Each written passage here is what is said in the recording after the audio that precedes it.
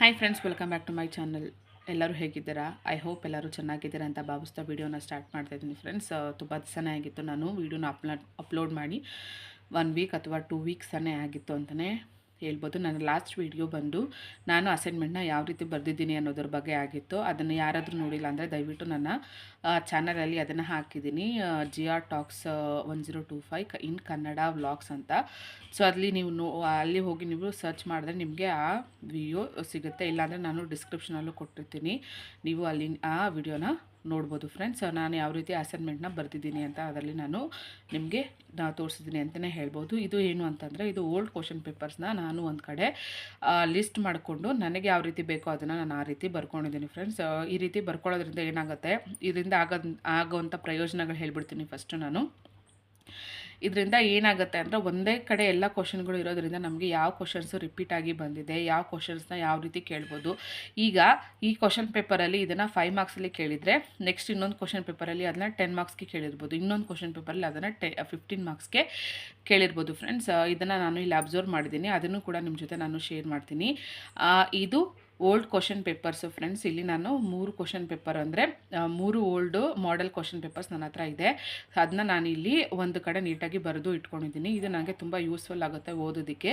ಇನ್ನು second one ಏನು ಅಂತಂದರೆ, ಈ ಕ್ವಶನ್ ಪೇಪರ್ನ ನಾನು ಹೇಳಿದ್ನಲ್ಲ ಫ್ರೆಂಡ್ಸ್, KSOU ಪ್ಲ್ಯಾಟ್ಫಾರಮಲ್ಲಿ ಅವರು ನಮಗೆ ಅದರಲ್ಲಿ ಕೊಟ್ಟಿದ್ರು ಅಂತಲೇ ಹೇಳ್ಬೋದು. ಅದನ್ನು ನಾನು ಈ ರೀತಿ ಬರ್ಕೊಂಡಿದ್ದೀನಿ. ಈ ಬರೆದಿರೋದನ್ನ ಇನ್ನೂ ಕೆಲವರಿಗೆ ಹೆಲ್ಪ್ ಆಗುತ್ತೆ ಅಂತ ನಾನು ಈ ವಿಡಿಯೋನ ಮಾಡ್ತಾಯಿದ್ದೀನಿ ಫ್ರೆಂಡ್ಸ್.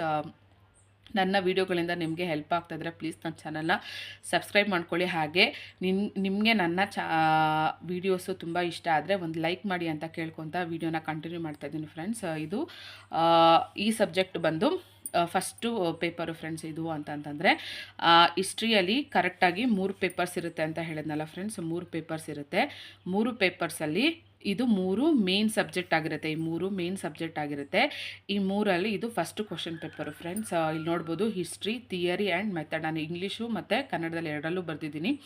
ಇದು ಎರಡೂರಿಗೂ ಯೂಸ್ ಆಗುತ್ತೆ ಅಂತಲೇ ಹೇಳ್ಬೋದು. ಕೆಲವ್ರಿಗೆ ಇಂಗ್ಲೀಷಲ್ಲೇ ಗೊತ್ತಾಗುತ್ತೆ ಸಬ್ಜೆಕ್ಟು, ಕೆಲವರಿಗೆ ಕನ್ನಡದಲ್ಲಿ ಬೇಕಾಗುತ್ತೆ. ನಾನು ಕನ್ನಡ ಮೀಡಿಯಮ್ ಆಗಿರುತ್ತೆ, ನಾನು ಕನ್ನಡದಲ್ಲಿ ಬರ್ಕೊಂಡಿದ್ದೀನಿ. ಇತಿಹಾಸ, ಸಿದ್ಧಾಂತ ಮತ್ತು ವಿಧಾನ. ಈ ಪೇಪರ್ ಸ್ವಲ್ಪ ಡಿಫಿಕಲ್ಟ್ ಅಂತಲೇ ಹೇಳ್ಬೋದು ಫ್ರೆಂಡ್ಸ್. ಯಾಕಂತಂತಂದರೆ ಇದರಲ್ಲಿ ತುಂಬ ಡೀಪಾಗಿ ಓದಬೇಕಾಗುತ್ತೆ. ನಾವು ಮೇಲೆ ಓದಿದ್ರೆ ಆಗೋದಿಲ್ಲ ಅಂತ, ಮೇಲೆ ಓದೋದು ಅಂತಂತಂದರೆ ಇದು ಒಂದು ಹಿಸ್ಟ್ರಿ ಪೇಪರ್ ಆಗಿರೋದ್ರಿಂದ ನಾವು PUC ಆಗಿರ್ಬೋದು ಅಥವಾ BA ಆಗಿರ್ಬೋದು, ನಮಗೆ ಒಂದು ಸ್ವಲ್ಪ ಟಚ್ ಇರುತ್ತೆ ಅಂತಲೇ ಹೇಳ್ಬೋದು. ಆದರೆ ಈ ಪೇಪರ್ ಮಾತ್ರ ತುಂಬ ಡಿಫಿಕಲ್ಟ್ ಆಗಿದೆ ಅಂತಲೇ ನನಗನ್ನಿಸ್ತು. ಬೇರೆಯವ್ರಿಗೆ ಯಾವ ರೀತಿ ಇದೆ ಗೊತ್ತಿಲ್ಲ, ಬಟ್ ನನಗೆ ಈ ಪೇಪರ್ ಸ್ವಲ್ಪ ಡಿಫಿಕಲ್ಟ್ ಅಂತಲೇ ಅನಿಸ್ತು ಅಂತಲೇ ಹೇಳ್ಬೋದು. ಇಲ್ಲಿ ಈ ಕ್ವಶನ್ ಪೇಪರಲ್ಲಿ 3 ಪಾರ್ಟ್ ಇರುತ್ತೆ friends. First part, second part ಮತ್ತು ಥರ್ಡ್ ಪಾರ್ಟ್ ಅಂತ ಇರುತ್ತೆ ಫ್ರೆಂಡ್ಸ್. ಫಸ್ಟ್ ಪಾರ್ಟಲ್ಲಿ 5 ಮಾರ್ಕ್ಸ್ ಕ್ವಶನ್ಸ್ ಇರುತ್ತೆ. 5 ಮಾರ್ಕ್ಸ್ ಕ್ವಶನ್ ಬಂದು ನಾವು 4 ಬರಿಬೇಕಾಗುತ್ತೆ. ಅವರು ಇಲ್ಲಿ 6 ಕೊಟ್ಟಿರ್ತಾರೆ, ನಾವು ಇಲ್ಲಿ 4 ಕ್ವಶನ್ಗೆ ಅಟೆಂಡ್ ಮಾಡಬೇಕಾಗುತ್ತೆ. ನಾನಿಲ್ಲಿ ಪೆನ್ಸಿಲ್ ಯೂಸ್ ಮಾಡ್ತಾಯಿದ್ದೀನಿ ಫ್ರೆಂಡ್ಸ್, ಯಾಕಂದರೆ ಇದು ನನಗೆ ಬೇಕಾಗುತ್ತೆ. ಇನ್ನೂ ನನಗೆ ಎಕ್ಸಾಮ್ ಮುಗಿದ್ರೂ ಬೇಕಾಗುತ್ತೆ, ಅಥವಾ ಎಕ್ಸಾಮ್ ಮುಗಿದ್ಮೇಲೆ ಕೂಡ ನನಗೆ ಈ ಕ್ವಶನ್ಸ್ ಬೇಕಾಗುತ್ತೆ. ಸೊ ಅದಕ್ಕೋಸ್ಕರ ನಾನಿಲ್ಲಿ ಪೆನ್ನಲ್ಲಾಗಲಿ ಅಥವಾ ಯಾವುದೇ ಸ್ಕೆಚ್ ಪೆನ್ನಲ್ಲಿ ನಿಮಗೆ ಮಾರ್ಕ್ ಮಾಡಿ ತೋರಿಸ್ತಲ್ಲ, ನಾನು ಪೆನ್ಸಿಲ್ನ ಯೂಸ್ ಮಾಡ್ತಾಯಿದ್ದೀನಿ. ಇಲ್ಲಿ ನೋಡ್ಬೋದು, ಫಸ್ಟ್ ಮೇಯ್ನ್ ಅಂತಂತಂದರೆ ಫಸ್ಟ್ ಪಾರ್ಟ್ 1ಅಲ್ಲಿ ಏನಿರುತ್ತೆ ಅಂತಂದರೆ 5 ಮಾರ್ಕ್ಸ್ ಕ್ವಶನ್ಸ್ ಇರುತ್ತೆ. ಎಷ್ಟು ಕೊಟ್ಟಿರ್ತಾರೆ ಅಂದರೆ 6 ಕ್ವಶನ್ಸ್ನ ನಮಗೆ ಕೊಟ್ಟಿರ್ತಾರೆ. 6 ಕ್ವಶನಲ್ಲಿ ನಾವು 4 ಕ್ವಶನ್ಗಳನ್ನ ಮಾತ್ರ ಇಲ್ಲಿ ನಾವು ಚೂಸ್ ಮಾಡಿ ಬರಿಬೋದು. ಇವಾಗ ಇಷ್ಟು 6 ಕ್ವಶನಲ್ಲಿ ನಾವು 4 ನಾವು ಚೂಸ್ ಮಾಡಿ ಬರ್ಬೋದು. ಈ ರೀತಿ ಆಪ್ಷನ್ ಕೊಟ್ಟಾಗ ಏನಾಗುತ್ತೆ, ನಮಗೆ ಆಯ್ಕೆ ಮಾಡ್ಕೊಳ್ಳೋಕ್ಕೂ ತುಂಬ ಈಸಿ ಆಗುತ್ತೆ. ಮತ್ತು ಇಲ್ಲಿ ಏನಂತ ಕೊಟ್ಟಿದ್ದಾರೆ, ಹೆರೋಡೋಟಸ್ ನಮಗೆ ಆಲ್ರೆಡಿ ಗೊತ್ತಿರುವಂಥ ವ್ಯಕ್ತಿನೇ. ಯಾಕಂದರೆ ಇವರು ಇತಿಹಾಸದ ಪಿತಾಮಹ ಅಂತಲೇ ಕರಿತೀರಿ ನಾವು ಇವ್ರನ್ನ. ಸೊ ಅದಕ್ಕೋಸ್ಕರ ಅವ್ರ ಬಗ್ಗೆ ಇಲ್ಲಿ ಕೇಳಿದ್ದಾರೆ. ನೆಕ್ಸ್ಟು ಕೆಳಸ್ತರದ ಅಧ್ಯಯನಗಳು. ಇತಿಹಾಸ ಸಂಶೋಧನೆಯ ಅರ್ಥ. ಇತಿಹಾಸ ಒಂದು ವಿಜ್ಞಾನ. ಇತಿಹಾಸ ಒಂದು ವಿಜ್ಞಾನ ಆಗಿದೆಯಾ ಇಲ್ಲ ಅಂತ ಇಲ್ಲಿ ನಾವು ಚರ್ಚೆ ಮಾಡಬೇಕಾಗುತ್ತೆ ಫ್ರೆಂಡ್ಸ್. ಇತಿಹಾಸದಲ್ಲಿ ಪೂರ್ವಗ್ರಹ ಇದು ಒಂದು ಟಾಪಿಕ್ ಅಂತಲೇ ಇದೆ ಫ್ರೆಂಡ್ಸ್. ಇದು ತುಂಬ ಚೆನ್ನಾಗಿದೆ, ಬಟ್ ಆದರೆ ಇದು ನಮಗೆ ಹೊಸದು ಅಂತ ಅನಿಸುತ್ತೆ. ಇದನ್ನ ನಾವು ತುಂಬ ಚೆನ್ನಾಗಿ ಸ್ಟಡಿ ಮಾಡಬೇಕಾಗುತ್ತೆ. ಇದು ನೆಕ್ಸ್ಟು ವಿಷಯದ ಆಯ್ಕೆ. ಇದು ಕೂಡ ನಾವು ಓದಾಗ್ಲೇ ನಿಮಗೆ ಗೊತ್ತಾಗುತ್ತೆ. ನೆಕ್ಸ್ಟು ಇದು 10 ಮಾರ್ಕ್ಸ್ ಕ್ವಶನು. ಇತಿಹಾಸ ಮತ್ತು ಸಮಾಜ ವಿಜ್ಞಾನಗಳ ಸಂಬಂಧಗಳನ್ನು ಪರಿಶೀಲಿಸಿ. ಇಲ್ಲಿ ಇತಿಹಾಸ ಮತ್ತು ಇತರ ಸಮಾಜ ವಿಜ್ಞಾನಗಳು ಯಾವುದಾಗಿರ್ಬೋದು, ರಾಜ್ಯಶಾಸ್ತ್ರ ಆಗಿರ್ಬೋದು, ಸಮಾಜಶಾಸ್ತ್ರ ಆಗಿರ್ಬೋದು, ಭೌತಶಾಸ್ತ್ರ, ರಸಾಯನಶಾಸ್ತ್ರ, ಈ ರೀತಿ ಬೇರೆ ಬೇರೆ ಸಮಾಜ ವಿಜ್ಞಾನಗಳಿದೆಯಲ್ಲ ಫ್ರೆಂಡ್ಸ್, ಅದಕ್ಕೂ ಇತಿಹಾಸಕ್ಕೂ ಏನು ಸಂಬಂಧ ಇದೆ ಅಂತ ನಾವು ಇಲ್ಲಿ ಚರ್ಚೆ ಮಾಡಬೇಕಾಗುತ್ತೆ. ನೆಕ್ಸ್ಟು ಇತಿಹಾಸ ಸಂಶೋಧನೆಗೆ ಪ್ರಾಥಮಿಕ ಆಧಾರಗಳ ಮಹತ್ವವನ್ನು ವಿಶ್ಲೇಷಿಸಿ. ಇದು ಇತಿಹಾಸ ಸಂಶೋಧನೆಗೆ ಪ್ರಾಥಮಿಕ ಆಧಾರಗಳು, ಇದನ್ನ ನೋಡ್ಬೋದು ಫ್ರೆಂಡ್ಸ್. ಇದು ಕ್ವಶನ್ಗಳು ನಿಮಗೆ ತುಂಬ ಹೆಲ್ಪ್ ಆಗುತ್ತೆ ಅಂತಲೇ ಹೇಳ್ಬೋದು. ಇನ್ನೂ ಒಂದು ನೆಕ್ಸ್ಟ್ ವಿಡಿಯೋದಲ್ಲಿ ಬೇಕಾದ್ರೆ ನಾನು ಒಂದು ಕ್ವಶನ್ನೇ ತೊಗೊಂಡು ಅದಕ್ಕೆ ಏನು ಆನ್ಸರ್ ಬರಿಬೇಕಂತ ಹೇಳ್ತೀನಿ. ಇಲ್ಲಿ ಬೇರೆ ನಾನು ಕ್ವಶನ್ಸ್ನ ಓದ್ಕೊಂಡು ಹೋಗ್ತೀನಿ, ಇದು ನಿಮಗೆ ಯೂಸ್ಫುಲ್ ಆಗುತ್ತೆ ಅನ್ನೋದು ನನ್ನ ಅಭಿಪ್ರಾಯ ಫ್ರೆಂಡ್ಸ್. ನೆಕ್ಸ್ಟ್ ಏನಿದೆ ಅಂತಂತಂದರೆ ಸಂಯೋಜನಾತ್ಮಕ ಕಾರ್ಯವಿಧಾನಗಳನ್ನು ಮೌಲ್ಯೀಕರಿಸಿ, ಇತಿಹಾಸದ ಒಲವುಗಳ ಬಗ್ಗೆ ವಿವರಿಸಿ, ಸಾರಲೇಖದ ಮಹತ್ವವನ್ನು ಚರ್ಚಿಸಿ.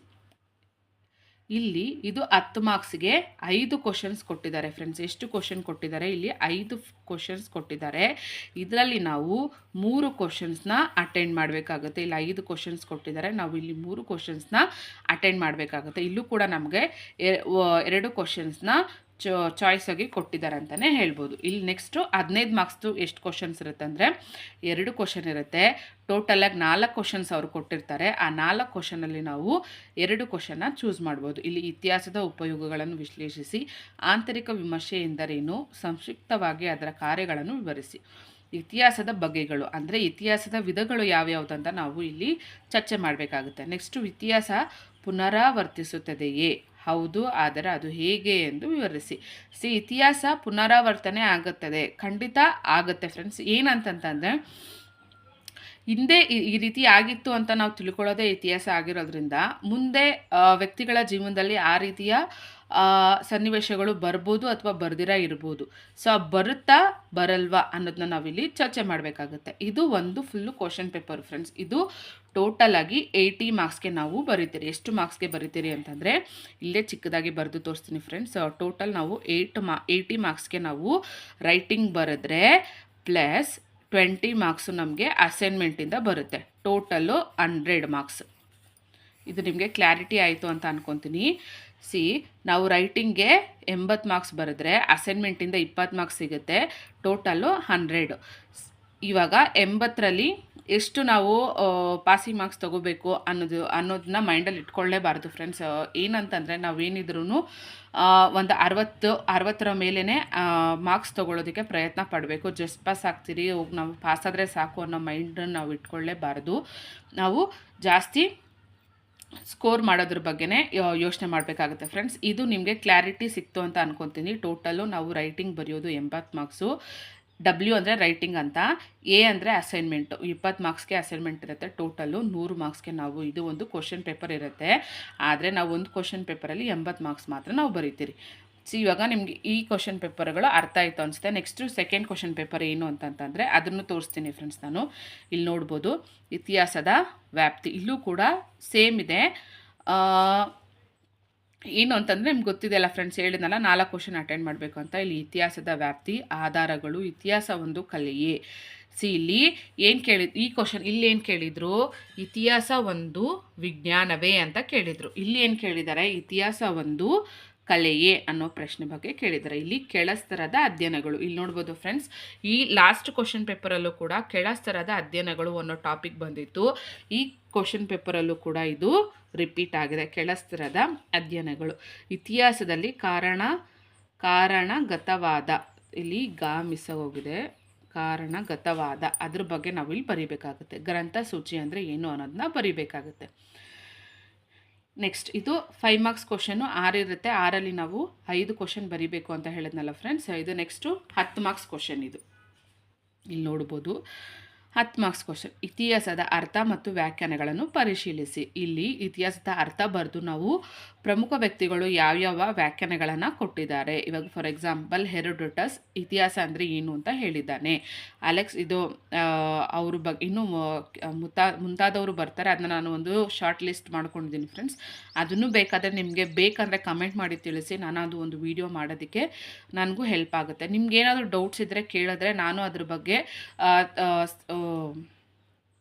ಹುಡುಕಿ ನನಗೇನು ತಿಳ್ಕೊಳ್ತೀನಿ ಅದರಿಂದ ನನಗೂ ಕೂಡ ಹೆಲ್ಪ್ ಆಗುತ್ತೆ ಫ್ರೆಂಡ್ಸ್. ಅದರಿಂದ ನಾನು ನೋಡೋದ್ರಿಂದ ನನ್ನ ಜ್ಞಾನ ಕೂಡ ಇಂಪ್ರೂವ್ ಆಗುತ್ತೆ, ನನಗೂ ಕೂಡ ಹೆಲ್ಪ್ ಆಗುತ್ತೆ, ಇನ್ನು ನನ್ನಂಥ ವಿದ್ಯಾರ್ಥಿಗಳಿಗೆ ಎಷ್ಟೋ ಜನಕ್ಕೆ ಹೆಲ್ಪ್ ಆಗುತ್ತೆ. ಸೊ ಅದಕ್ಕೋಸ್ಕರ ನಿಮಗೇನಾದರೂ ಡೌಟ್ಸ್ ಇದ್ದರೆ ಅಥವಾ ಯಾವ ಥರ ವೀಡಿಯೋಸ್ ನಿಮಗೆ ಬೇಕು ಅಂತ ನಿಮಗೆ ಅನಿಸುತ್ತೆ ಅದ್ರ ಬಗ್ಗೆ ನೀವು ನನಗೆ ಕಮೆಂಟ್ ಮಾಡಿ ತಿಳಿಸ್ಬೋದು ಫ್ರೆಂಡ್ಸ್. ಕಮೆಂಟ್ ಮಾಡೋದ್ರಿಂದ ನನಗೂ ಕೂಡ ಹೆಲ್ಪ್ ಆಗುತ್ತೆ ಅಂತಲೇ ಹೇಳ್ಬೋದು. ಇಲ್ಲಿ ನೋಡ್ಬೋದು, ಇತಿಹಾಸ ಸಂಶೋಧನೆಯಲ್ಲಿ ಸಮಾರೋಪ ಕಾರ್ಯ ನಿರ್ಣಾಯಕ ಅಂಶಗಳನ್ನು ಮೌಲ್ಯೀಕರಿಸಿ. ಪೂರ್ವ ಇತಿಹಾಸದ ಕಾಲಗಳನ್ನು ವಿಮರ್ಶಾತ್ಮಕವಾಗಿ ಪರಿಶೀಲಿಸಿ. ಪೂರ್ವ ಇತಿಹಾಸ ಕಾಲದಲ್ಲಿ ಯಾವ ರೀತಿ ಇತ್ತು, ಹೇಗೆ, ಏನು ಅನ್ನೋದನ್ನು ನಾವು ಇಲ್ಲಿ ಚರ್ಚೆ ಮಾಡಬೇಕಾಗುತ್ತೆ. ಇತಿಹಾಸದ ಘಟನೆಗಳ ಬಗ್ಗೆ ಟಿಪ್ಪಣಿ ಬರೆಯಿರಿ. ಇತಿಹಾಸದ ಘಟನೆಗಳ ಬಗ್ಗೆ ಅಂದರೆ ಈ ಒಂದು ಟಾಪಿಕ್ ಮೇಲೆ ನಾವು ಒಂದು ಟಿಪ್ಪಣಿ ಬರೀಬೇಕು. ಇದು ನೆಕ್ಸ್ಟು 15 ಮಾರ್ಕ್ಸ್ ಕ್ವಶನ್ನು 4 ಕೊಟ್ಟಿರ್ತಾರೆ. ಇಲ್ಲಿ ನಾವು 2 ಕ್ವಶನ್ನ ಅಟೆಂಡ್ ಮಾಡಬೇಕು ಅಂತ ಹೇಳಿದ್ನಲ್ಲ ಫ್ರೆಂಡ್ಸ್. ಒಂದು, ಇತಿಹಾಸದ ವಸ್ತು ವಿಷಯದ ಬಗ್ಗೆ ಚರ್ಚಿಸಿ. ಇತಿಹಾಸವನ್ನು ಉಪಯೋಗಕ್ಕಿಂತ ದುರುಪಯೋಗ ಪಡಿಸಿಕೊಂಡಿದ್ದೇ ಹೆಚ್ಚು. ವ್ಯಾಖ್ಯಾನಿಸಿ. ಇತಿಹಾಸವನ್ನು ನಾವು ಉಪಯೋಗ ಮಾಡ್ಕೊಳ್ಳೋಕ್ಕಿಂತ ದುರುಪಯೋಗ ಮಾಡ್ಕೊಂಡಿರೋದೇ ಜಾಸ್ತಿ ಅಂತ ಅವರು ಏನು ಹೇಳ್ತಾ ಇದ್ದಾರೆ, ಇಲ್ಲಿ ಒಂದು ಸ್ಟೇಟ್ಮೆಂಟ್ ಕೊಡ್ತಾ ಇದ್ದಾರೆ. ಅದನ್ನು ನಾವು ಇಲ್ಲಿ ಚರ್ಚೆ ಮಾಡಬೇಕಾಗುತ್ತೆ. ನೆಕ್ಸ್ಟು, ಸಂಶೋಧನೆ ವಿಧಾನದ ಆರಂಭಿಕ ಕಾರ್ಯಗಳನ್ನು ವಿಶ್ಲೇಷಿಸಿ. ಇಲ್ಲಿ ಸಾಕಷ್ಟು ಪ್ರಶ್ನೆಗಳು ಸಂಶೋಧನೆಯ ಮೇಲೇ ಬಂದಿದೆ. ಇಲ್ಲಿ ಫಾರ್ ಎಕ್ಸಾಂಪಲ್ ಇಲ್ಲಿ ಕೇಳಿದ್ರು ಲಾಸ್ಟಲ್ಲಿ ಸಂಶೋಧನೆಯ ಇತಿಹಾಸದ ಸಂಶೋಧನೆಯಲ್ಲಿ ಸಮಾರೋಪ ಕಾರ್ಯನಿರ್ಣಾಯಕ ಅಂಶಗಳನ್ನು ಬರೆಯಿರಿ ಅಂತ ಕೇಳಿದ್ರು. ಇಲ್ಲಿ ಸಂಶೋಧನೆ ವಿಧಾನದ ಆರಂಭಿಕ ಕಾರ್ಯಗಳನ್ನು ವಿಶ್ಲೇಷಿಸಿ ಅಂತ ಕೇಳ್ತಾ ಇದ್ದಾರೆ. ನೆಕ್ಸ್ಟ್, ಬರವಣಿಗೆ ಯೋಜನೆಯ ಕ್ರಮಗಳನ್ನು ಚರ್ಚಿಸಿ. ಬರವಣಿಗೆ ಯೋಜನೆಯ ಕ್ರಮಗಳಲ್ಲಿ ಯಾವ್ಯಾವುದು ಅಂತ ನಾವು ಇಲ್ಲಿ ಚರ್ಚೆ ಮಾಡಬೇಕಾಗತ್ತೆ. ಇದು 2ನೇ ಕ್ವಶನ್ ಪೇಪರ್ ಆಯಿತು ಫ್ರೆಂಡ್ಸ್. ಹೇಳಿದ್ನಲ್ಲ ನಾನು ಇಲ್ಲಿ 3 ಕ್ವಶನ್ ಪೇಪರ್ಗಳನ್ನ ಬರ್ಕೊಂಡಿದ್ದೀನಿ. ಇದು ಕ್ವಶನ್ ಪೇಪರು 3. ಇದು ಕ್ವಶನ್ ಪೇಪರ್ 3 ಅಂದರೆ ಮಾಡೆಲ್ ಕ್ವಶನ್ ಪೇಪರ್ ಇದು 3. ಫಸ್ಟ್ ಮೇನ್ ಬಂದು 5 ಮಾರ್ಕ್ಸದು ಎಷ್ಟು ಕ್ವಶನ್ ಬರಿಬೇಕು ನಾವು 4 ಕ್ವಶನ್ ಬರಿಬೇಕು. 4 ಕ್ವಶನಿಂದ ನಮಗೆ 20 ಮಾರ್ಕ್ಸ್ ಇಲ್ಲಿ ಸಿಗುತ್ತೆ. ಸೊ ಇದನ್ನು ಯಾವುದೇ ಕಾರಣಕ್ಕೂ ನಾವು ಮಿಸ್ ಮಾಡ್ಕೊಳ್ಳುವಂಥ ವಿಷಯನೇ ಅಲ್ಲ ಫ್ರೆಂಡ್ಸ್. ನಾವು ಇಲ್ಲಿ ಎಷ್ಟು ಚೆನ್ನಾಗಿ ಅಧ್ಯಯನ ಮಾಡ್ತೀರಾ ಅಷ್ಟು ಚೆನ್ನಾಗಿ ಬರೆಯೋದಕ್ಕೆ ಹೆಲ್ಪ್ ಆಗುತ್ತೆ. ಇಲ್ಲಿ ನೋಡ್ಬೋದು, ಇತಿಹಾಸದ ಸ್ವರೂಪನ ಬರಿಬೇಕು.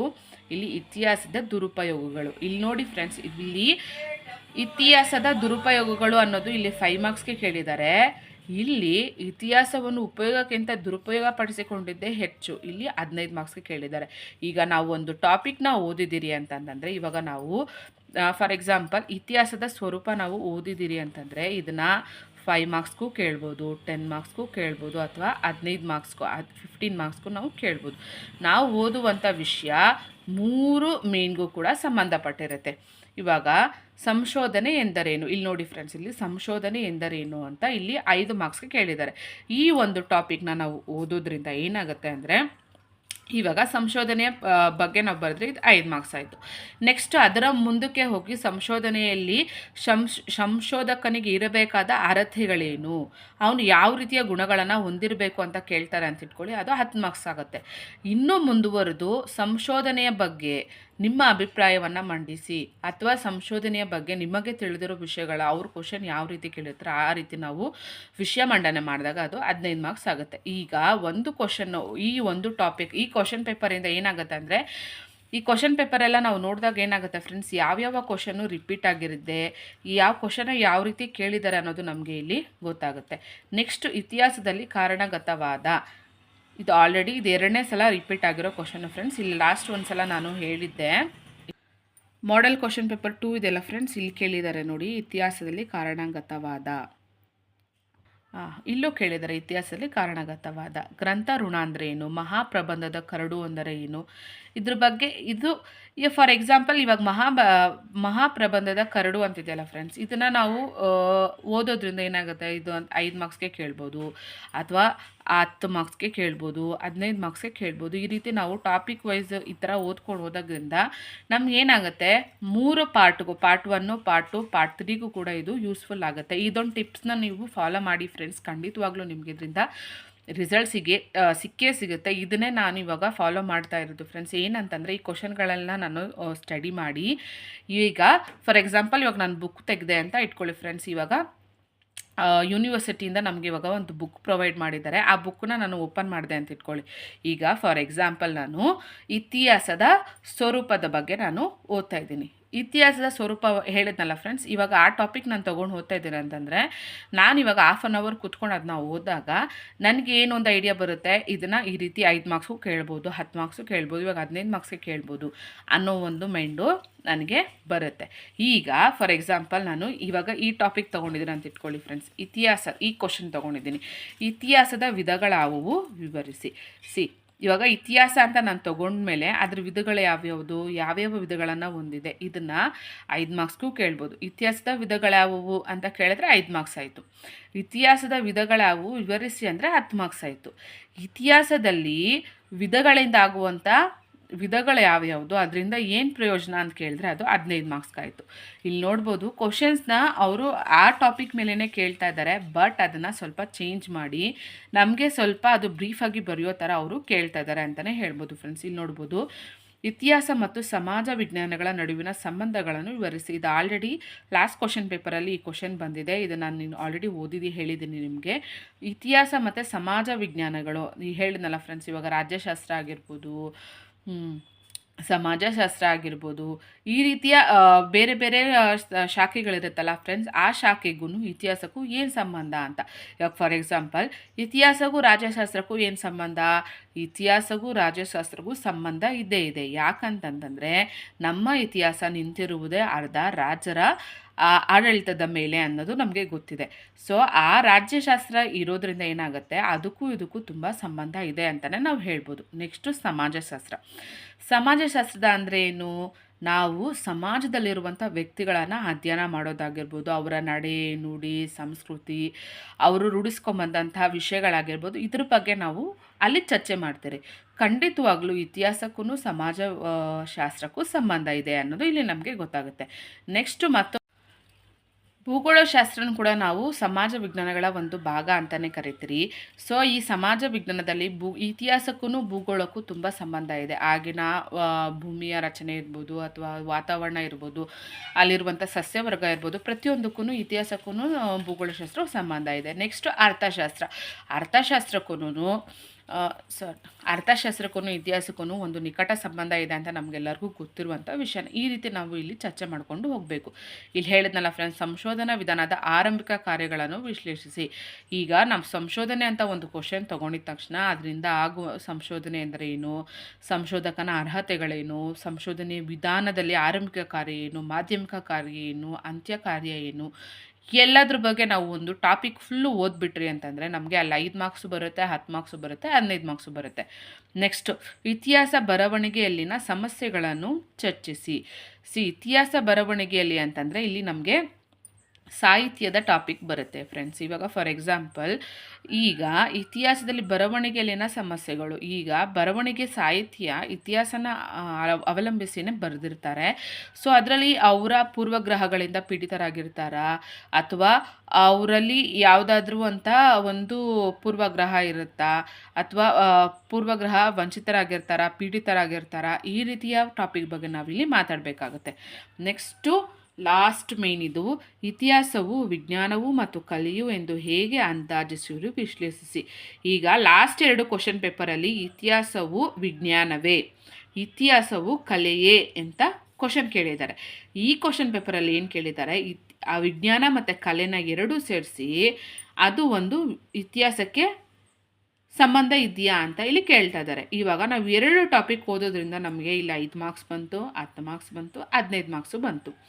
ನೆಕ್ಸ್ಟು ಇತಿಹಾಸದ ವಸ್ತು ವಿಷಯದ ಬಗ್ಗೆ ಚರ್ಚಿಸಿ. ಇತಿಹಾಸದ ವಸ್ತು ವಿಷಯ ಯಾವುದಾಗಿದೆ, ಏನು, ಹೇಗೆ ಅಂತ ನಾವು ಚರ್ಚೆ ಮಾಡಬೇಕಾಗುತ್ತೆ. ನೆಕ್ಸ್ಟ್ ಸಹಾಯಕ ಶಿಸ್ತುಗಳ ಪ್ರಾಮುಖ್ಯತೆಯನ್ನು ವಿಶ್ಲೇಷಿಸಿ. ಚರಿತ್ರೆಯು ಚರಿತ್ರಕಾರ ಮತ್ತು ಅವನ ಸತ್ಯಗಳ ನಡುವಿನ ನಿರಂತರವಾದ ಸಂವಾದವಾಗಿದೆ. ಈ ಹೇಳಿಕೆಯನ್ನು ಸಮರ್ಥಿಸಿ. ಇಲ್ಲಿ ಚರಿತ್ರೆಯು ಚರಿತ್ರಕಾರ ಮತ್ತು ಅವನ ಸತ್ಯಗಳ ನಡುವಿನ ನಿರಂತರವಾದ ಸಂವಾದವಾಗಿದೆ. ಈಗ ಒಂದು ಚರಿತ್ರೆ ನಡೆದಿದೆ ಅಂದರೆ ಒಂದು ಇತಿಹಾಸ.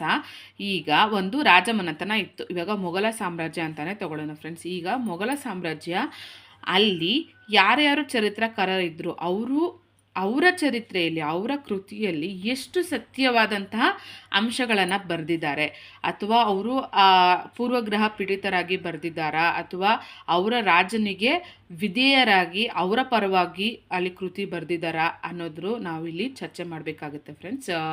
ಇವತ್ತಿನ ವಿಡಿಯೋ ಇದಾಗಿತ್ತು ಫ್ರೆಂಡ್ಸ್.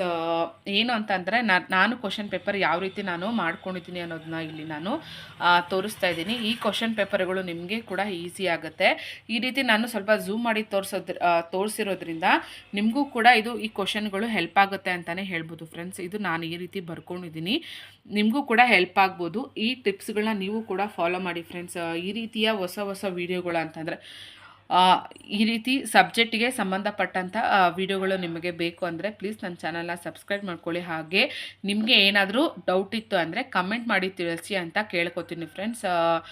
ಮತ್ತು ಮುಂದಿನ ವಿಡಿಯೋದಲ್ಲಿ ನೆಕ್ಸ್ಟ್ ಕ್ವಶನ್ ಪೇಪರ್ ಆಲ್ರೆಡಿ ನಾನು ಇಲ್ಲಿ ಕ್ವಶನ್ ಪೇಪರ್ಗಳನ್ನು ನಾನು ಕಲೆಕ್ಟ್ ಮಾಡಿ ಇಟ್ಕೊಂಡಿದ್ದೀನಿ. ನೆಕ್ಸ್ಟ್ ವಿಡಿಯೋದಲ್ಲಿ, ಇದು ಆಲ್ರೆಡಿ ತುಂಬ ಲೆಂತಿ ವಿಡಿಯೋ ಆಗಿದೆ, ನೆಕ್ಸ್ಟ್ ವಿಡಿಯೋದಲ್ಲಿ ನಾನು ಬೇರೆ ಸಬ್ಜೆಕ್ಟ್ ಬಗ್ಗೆ, ಇದು ಮೇನ್ ಸಬ್ಜೆಕ್ಟಲ್ಲಿ ಫಸ್ಟು ಕ್ವಶನ್ ಆಗಿದೆ. ಈ ನೆಕ್ಸ್ಟ್ ಕ್ಲಾಸಲ್ಲಿ ನಾನು, ಅಂದರೆ ನೆಕ್ಸ್ಟ್ ವಿಡಿಯೋದಲ್ಲಿ ನಾನು 1.2 ಸೆಕೆಂಡ್ ಸಬ್ಜೆಕ್ಟ್ ಬಗ್ಗೆ ನಾನು ವಿಡಿಯೋ ಮಾಡ್ತೀನಿ ಫ್ರೆಂಡ್ಸ್. ಇದಾಗಿತ್ತು ಇವತ್ತಿನ ವಿಡಿಯೋ. ಪ್ಲೀಸ್ ನನ್ನ ವಿಡಿಯೋ ಇಷ್ಟ ಆದರೆ ಲೈಕ್ ಮಾಡಿ ಅಂತ ಕೇಳ್ಕೊತಾ ಈ ವಿಡಿಯೋನ ಎಂಡ್ ಮಾಡ್ತಾ ಇದ್ದೀನಿ friends. Thank you so much for watching.